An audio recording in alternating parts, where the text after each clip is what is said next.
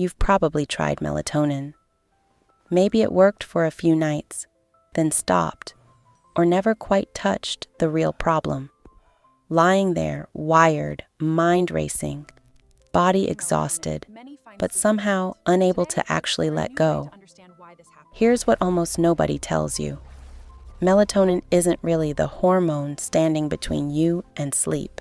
Cortisol is, and it's not the melatonin gummy that's been missing from your routine.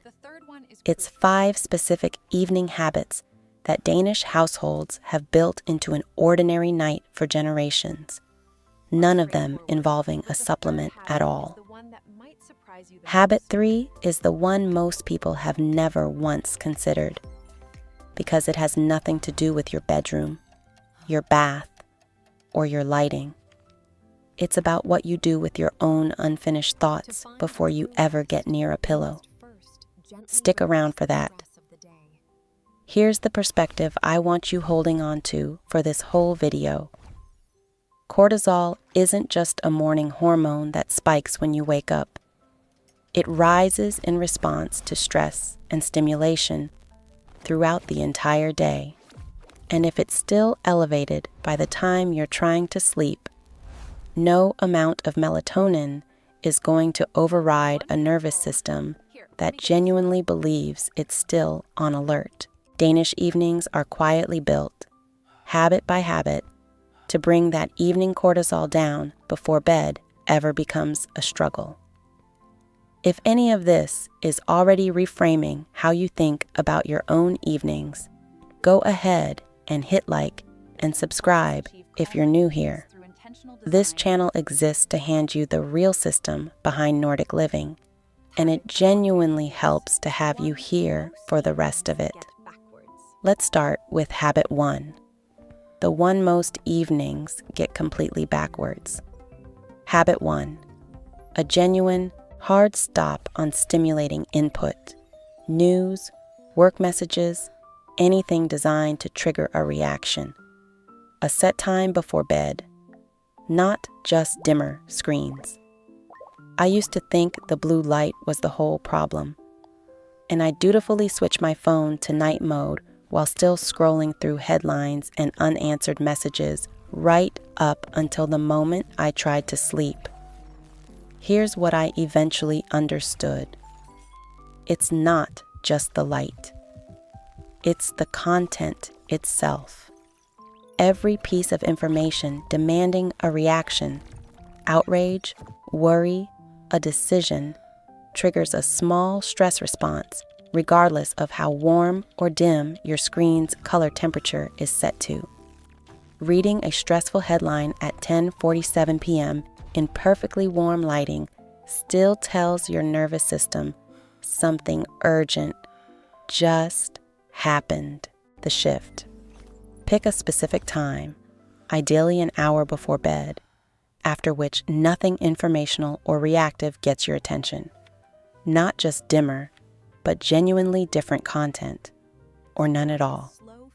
Habit 2, gentle physical movement in the evening, specifically to discharge tension your body has been holding all day without you consciously noticing. Not exercise. The opposite, actually, something slow. A few minutes of stretching, or simply lying on the floor with your legs up against a wall for 5 minutes. I resisted this for a long time, assuming stretching was something you did before a workout, not before bed, until a particularly tense week made the difference impossible to ignore. Here's the mechanism. Stress doesn't just live in your thoughts. It accumulates physically, tight shoulders, a clenched jaw, shallow breathing. And none of that tension resolves on its own just because you've stopped actively thinking about whatever caused it.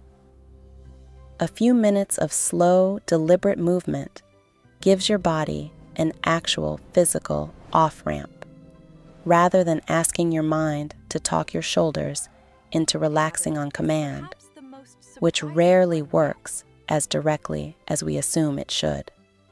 Now, habit 3, the one I promised, and it's the one that surprised me most once I actually understood the mechanism behind it. Before bed, write down anything unfinished. A thought, a worry, tomorrow's first task. Briefly, on paper, not in your head.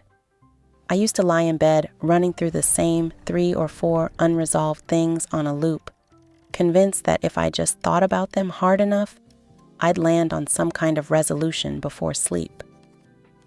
I never did. What actually worked, once I finally tried it, was writing each one down in a single short line, closing the notebook and physically setting it aside. Here's why this works better than simply trying to stop thinking about something. Your mind treats an unresolved task as something requiring ongoing attention, precisely because nothing has confirmed it's been captured anywhere else. The moment it exists somewhere external, on paper, not just floating in your head, a real physical signal tells your brain the thought has been handled and doesn't need to keep circling. It's not that the problem gets solved. It's that your mind stops needing to hold it actively in working memory, just to make sure it isn't lost. We've covered stimulation, physical tension, and unfinished thoughts. 3 separate sources of evening stress your body may be quietly carrying without you tracing them back to a specific cause. What's left addresses the actual physical environment you're falling asleep in and the rhythm that ties everything together. Habit 4. A genuinely cool bedroom temperature. Specifically, rather than relying entirely on a warm bath earlier in the evening to produce the same effect. I want to be direct about something here. Your body's core temperature needs to drop to initiate deep sleep, and while a warm bath, followed by cooling, can help trigger that drop, a bedroom that's simply too warm to begin with fights against the entire mechanism regardless of what happened earlier in your evening. I used to keep my bedroom at whatever temperature felt cozy, walking in at 10 p.m., fully dressed, moving around, which is a completely different comfort standard than what your body actually needs once you're still under a duvet, trying to drop into deep sleep. The shift. Aim for a bedroom noticeably cooler than the rest of your home, somewhere in the range most sleep researchers point to as genuinely optimal. Cool enough that you need the duvet, not so warm that you'd be comfortable without one. And habit 5, the one that ties the other 4 together.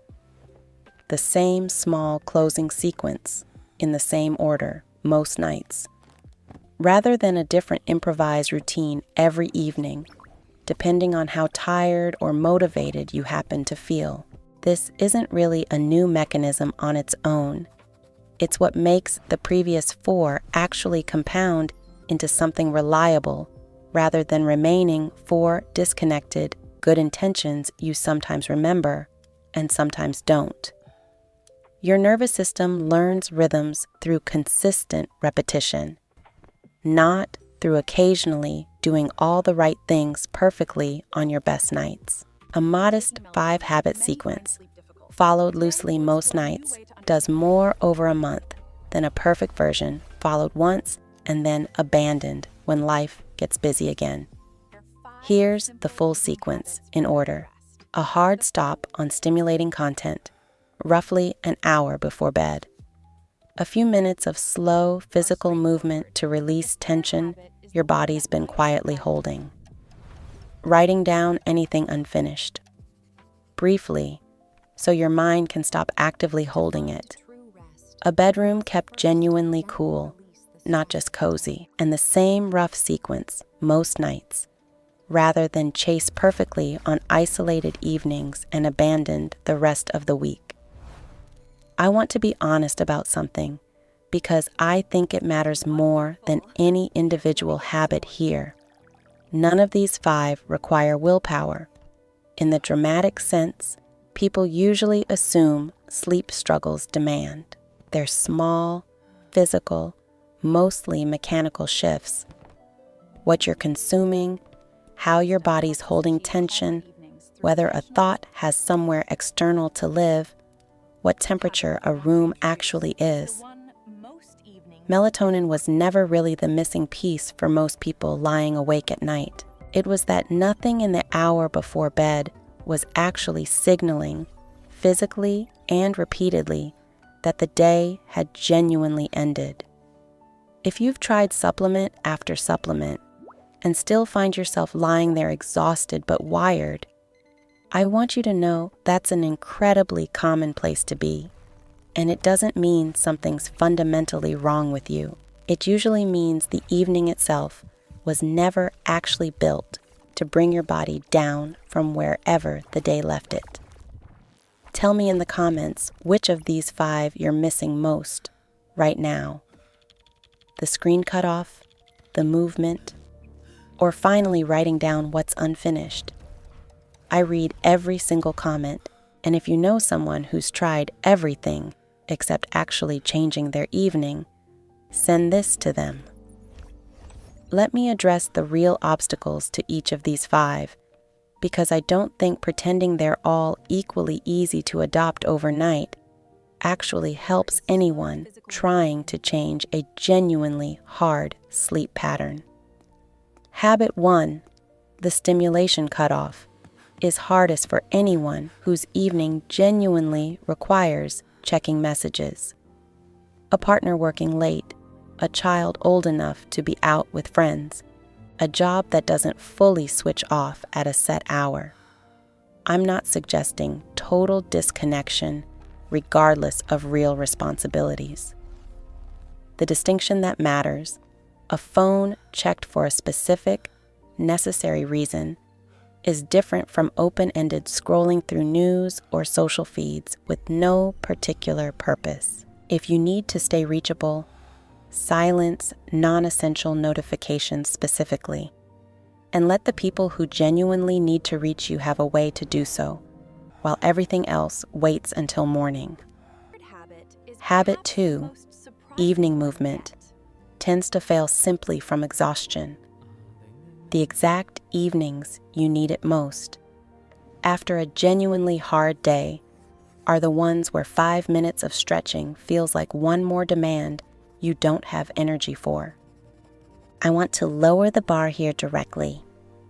This doesn't need to look like a routine. Legs against a wall for even 90 seconds while you're already lying down counts. The mechanism doesn't require effort or duration to work. It requires your body physically shifting position and slowing down, even briefly, which is a genuinely low bar on even your most depleted nights. Habit 3, writing down unfinished thoughts, runs into a common objection. What if writing it down just makes me think about it more right before bed instead of less? This is a fair concern, and I want to address the actual technique that prevents it, because doing this habit badly can genuinely backfire. The key is brevity and closure, not processing. One short line per thought. Not journaling, not working through a solution, not writing until you feel resolved. Write it, close the notebook, physically set it somewhere out of reach. If you find yourself writing paragraphs or trying to solve the problem on the page, you've turned this into rumination with extra steps, which is the opposite of what the habit is meant to do. Habit 4, a cooler bedroom, is genuinely difficult for anyone sharing a bed with a partner who runs cold or living somewhere without reliable climate control, particularly in an older building with limited heating options. If a fully cool room isn't achievable, the workaround focuses on what's directly touching your body rather than the whole room's air temperature. Lighter, breathable bedding materials, and specifically keeping feet and hands slightly cooler, which some sleep research points to as disproportionately effective even when overall room temperature can't be fully controlled. A partial version, cracking a window slightly, even in a room you can't fully cool, still moves in the right direction. Habit 5, the consistent sequence, is hardest simply because life is genuinely inconsistent. Travel, late work nights, social plans that push bedtime later than usual. I don't think perfect consistency is a realistic standard, and holding yourself to it usually backfires into abandoning the whole sequence the first time real life interferes with it. The actual goal is a loose, repeated pattern most nights, not an unbroken streak. Missing the sequence entirely for one chaotic week doesn't undo weeks of it working beforehand, the same way one skipped workout doesn't erase months of fitness. Pick it back up the next available evening, rather than treating the interruption as a failure requiring you to start over from nothing. I want to go a little deeper into something underneath all 5 of these, because I think it's genuinely the most important idea in this entire video. Cortisol, in the evening specifically, isn't really responding to any single trigger. It's responding to an accumulated whole day pattern. Stimulation you never fully processed. Tension your body never released. Thoughts left unresolved. An environment that never signaled the day is actually over.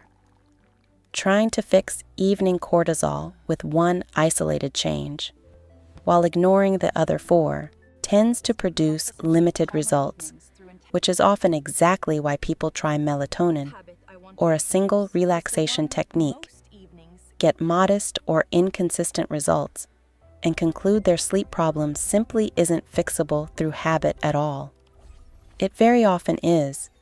It just rarely responds to a single lever pulled in isolation the way we tend to hope it will. I also want to say something directly to anyone who's tried variations of all 5 of these before and still struggles significantly. That's real information worth taking seriously, not a personal failure to execute a list correctly.